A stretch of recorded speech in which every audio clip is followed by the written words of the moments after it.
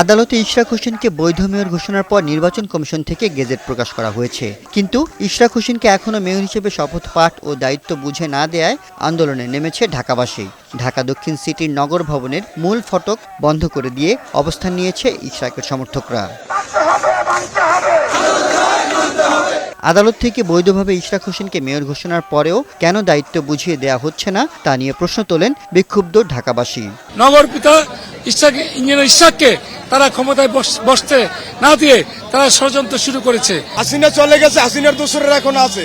তারা চায় না ইশরাক হোসেনের মতো একদম জাতীয়তাবাদী দেশপ্রেমিক বিএনপি নেতা ঢাকা মহানগর দক্ষিণের দায়িত্বে আসুক। অন্তর্বর্তীকালীন সরকারের মধ্য থেকেই অনেকেই শপথ বাক্য পাঠ করানো নিয়ে ষড়যন্ত্র করছে বলে অভিযোগ করেন বিক্ষোভকারীরা।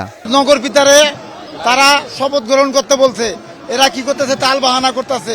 এই ছাত্র প্রতিনিধিরাই যারা এইসব বাজে কাজের বিরুদ্ধে আন্দোলন করেছিল, তারাই তার যখন চেয়ারে বসে আবার তারাই এখন ইনজাস্টিস কাজ করছে। ইশরাক হোসেনকে মেয়রের দায়িত্ব বুঝিয়ে না দেওয়া পর্যন্ত আন্দোলন চালিয়ে যাওয়ার ঘোষণা দেন তারা। যতক্ষণ পর্যন্ত মেয়র ইঞ্জিনিয়ার ইশরাককে তার পদে বহাল না রাখবেন, ততক্ষণ পর্যন্ত আমাদের আন্দোলন চলবে। আমরা এই আন্দোলন দুর্বার গতিতে প্রতিটি এলাকা ছড়িয়ে দেব।